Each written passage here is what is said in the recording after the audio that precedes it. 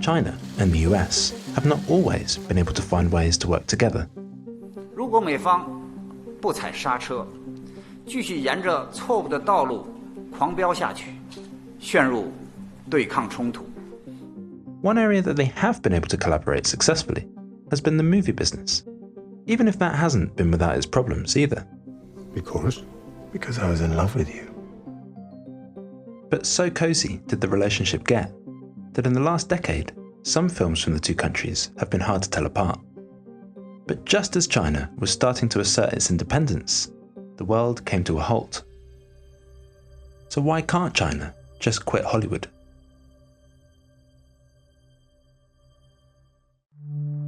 If you were a cinemagoer in early 1990s China, the films available to you would have consisted mostly of propaganda films approved by the communist regime, with the occasional older Hollywood film thrown in for good measure. But in 1993, ticket sales were in steep decline. So, in the following year, the Chinese government allowed the very latest Hollywood release to be shown in cinemas for the first time. I don't give a damn which way you go. Just don't follow me. You got that? Yeah. The move worked and paved the way for a decade of success. But it was James Cameron's Avatar that really showed both parties the potential of the Chinese market, when it grossed a massive $202 million in China alone. Though not immediately sold on the idea of opening its market to the US, by 2012 the two countries reached an agreement, which led to the rapid growth of Chinese box office revenues. However, all this success came at a price. Both parties came to rely on the added revenue, China from a bounty of new blockbuster imports, and the US from a successful new market, making them interdependent. Which is how we ended up with Tilda Swinton replacing a Tibetan character in Doctor Strange, the Taiwanese and Japanese flags being replaced in Top Gun Maverick, and lots of Chinese product placement in Transformers. May I finish my Shuhua milk, Donnie?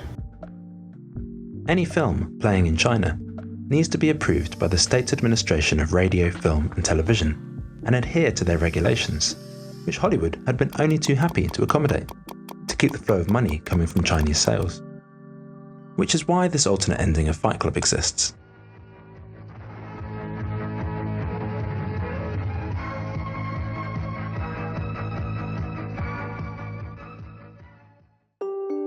Having witnessed a seemingly endless string of Hollywood successes, and huge growth in its own box office revenue that saw it catch up with the US, China sought to get in on the act proper. In an attempt to replicate the Hollywood model and avoid any awkward cultural differences altogether, China began to launch its own franchise-style films, like Wolf Warrior and The Wandering Earth, both of which bear more than a few similarities to their US counterparts. Then, from mid-2019, amidst a period of trade tension with the US, China made a further move to bolster its own domestic product and banned all Marvel films. However, 2019 wasn't the best year to try and consolidate its position against US imports. Box office revenues for 2020 plummeted to 1/5 of the previous year. 2021 saw numbers recover slightly, and there was even hope that the Marvel blackout was working too, as the Battle of Lake Changjin broke Chinese box office records, grossing over $899 million. But the recovery was short-lived. The sequel, Watergate Bridge, opened the following year and earned just 2/3 of its predecessor. So, amid shaky economic projections and continuing zero-COVID policies, which saw just under half of Chinese cinemas in operation, a decision was made to end the Marvel blackout in 2023. But the U-turn failed. Wakanda Forever made just $15.2 million, a fraction of the success enjoyed by the last Marvel release pre-ban. All this leaves China in a bind. An increasing anti-American sentiment in China may have rendered viewing Hollywood films as unpatriotic. And US lawmakers are pushing to restrict spending funds on movies that are altered to appease Chinese censors.